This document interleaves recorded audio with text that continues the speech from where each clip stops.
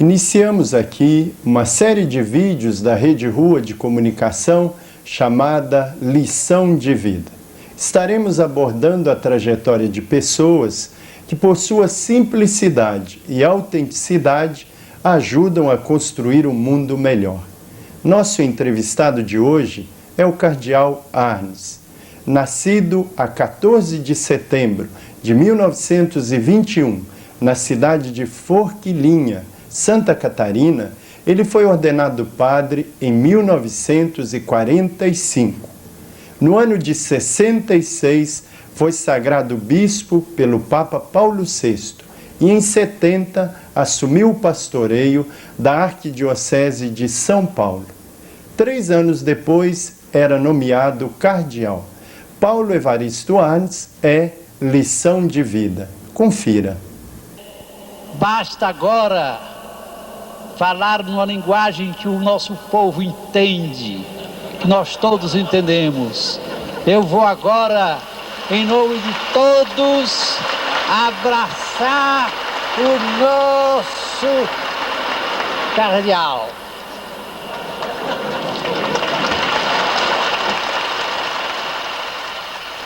E a certeza do incentivo que a sua vida é para todos nós seguirmos melhor a Jesus Cristo. Dom Paulo é o bispo da esperança. Com Dom Paulo nós aprendemos a ter esperança. E esperança é ter o futuro.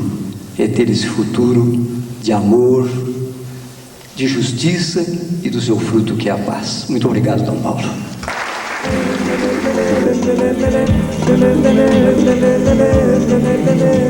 Senhor, fazei-me um instrumento de vossa paz.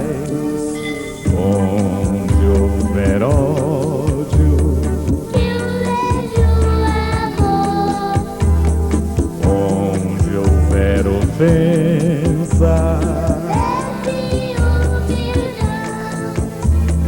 onde houver discórdia, onde houver dúvidas, onde houver erro, onde houver desespero,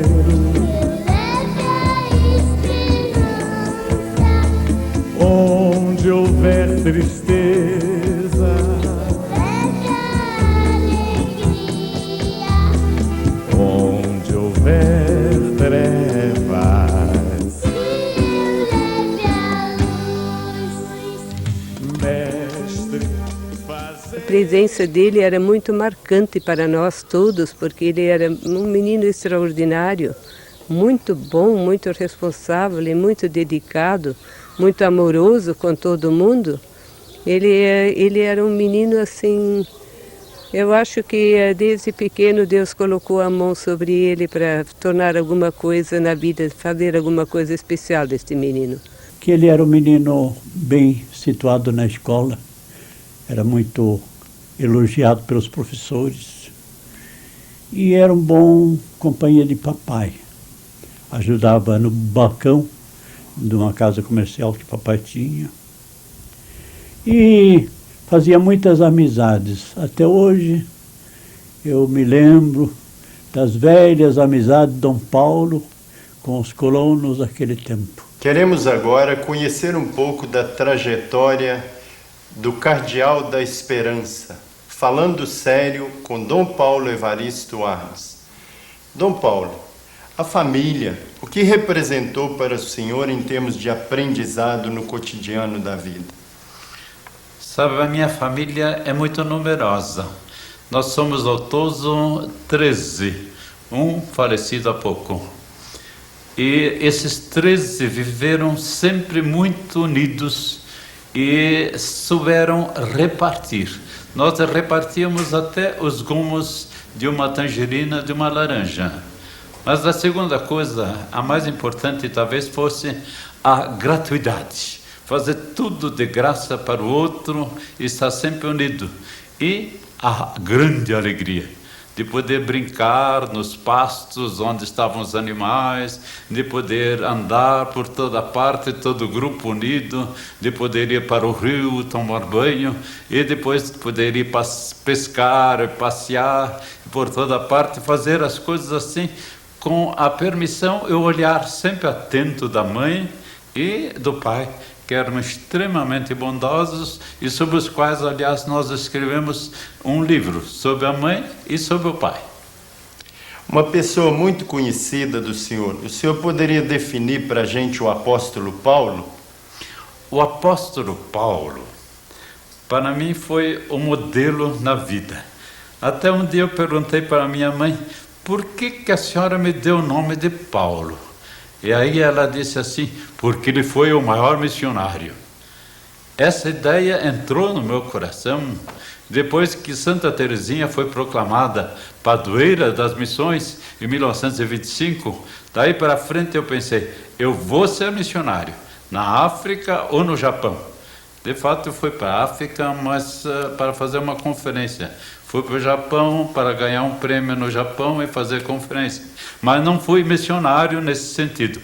Mas a ideia missionária de Paulo, quer dizer, de trazer todo mundo para Cristo, de levar o Cristo a todo mundo e de fazer com que cada um se sentisse responsável pelo Evangelho, aquilo ainda está no meu coração.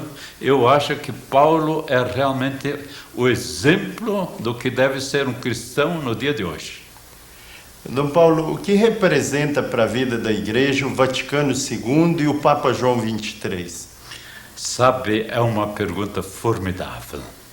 O Vaticano II foi, como dizia o Papa João XXIII, um verdadeiro Pentecostes, uma primavera para a Igreja, um florescimento de todo o entusiasmo que havia na juventude e em nós que éramos jovens naquele tempo, relativamente jovens, e significou para nós um novo começo da Igreja. É como se a Igreja nascesse naquele momento e Cristo dissesse, o Espírito Santo está aí, vocês vão para a frente que nós vamos juntos, porque o Cristo sempre anda junto com o missionário. O Vaticano II nos trouxe o Evangelho para dentro da vida da América Latina. Os encontros de Medellín e Puebla, que consequências tiveram para a Igreja na América Latina? Bom, foram em primeiro lugar uma consequência do Vaticano II. Foram uma aplicação do Vaticano II para a América Latina, porque na América Latina havia injustiça social, na América Latina havia pobres em todo lugar e ricos demais em outros lugares. Na América Latina havia ditaduras militares por toda parte. Na América Latina havia perseguições a pessoas inocentes. Na América Latina nós vivíamos uma confusão. E aí veio Medellín e colocou 16 documentos bonitos, bem feitos e verdadeiros programas de vida para cada um de nós. Eu sei que eu organizei aqui em São Paulo grupos de reflexão em cada uma das paróquias para transmitir o espírito de Medellín. Depois, Puebla, 11 anos mais tarde, foi uma confirmação daquela opção que nós fizemos em favor dos pobres para cuidar dos que mais sofrem, mas também para dar entusiasmo às pessoas e fazer com que os leigos fossem os primeiros responsáveis pelo Evangelho nos lugares onde eles trabalham, onde eles estão sempre presentes, onde eles podem levar a alegria de Deus para os homens, a vontade de viver, mas de viver sem ganhar demais, e sim dando sempre mais.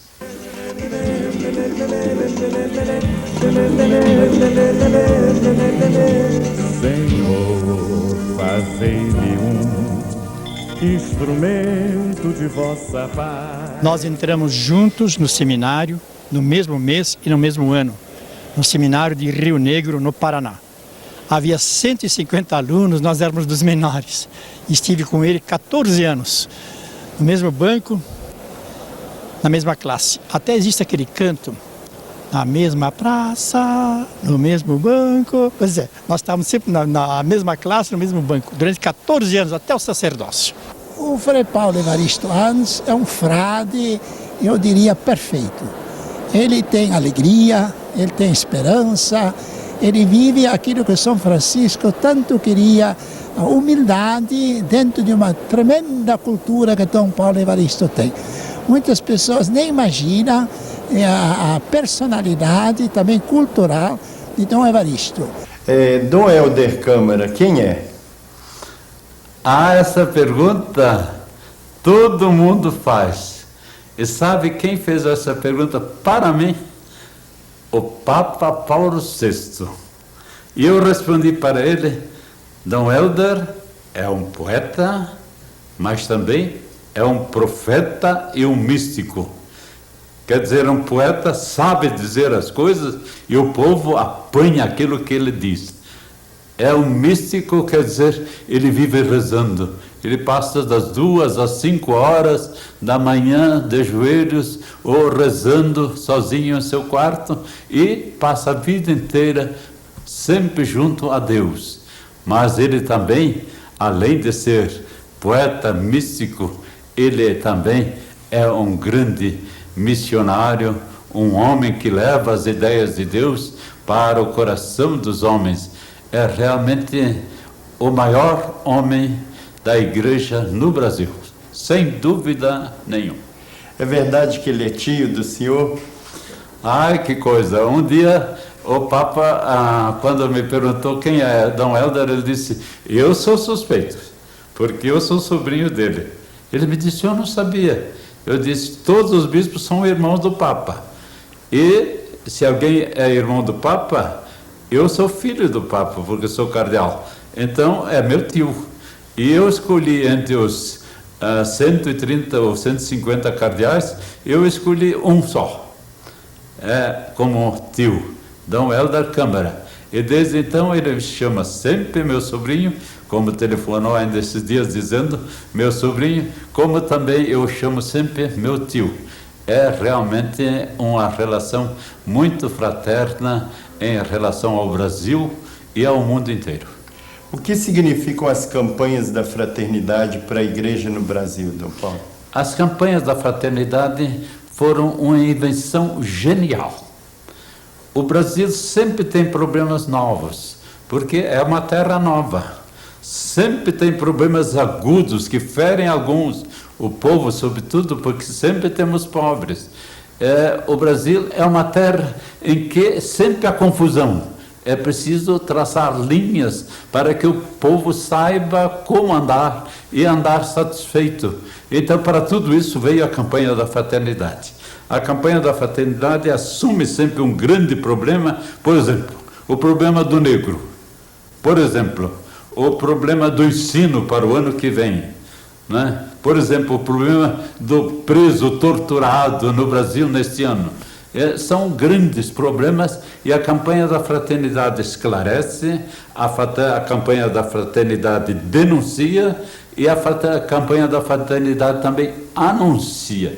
Traz uma solução gostosa, boa, divina para aqueles que participam dessa campanha.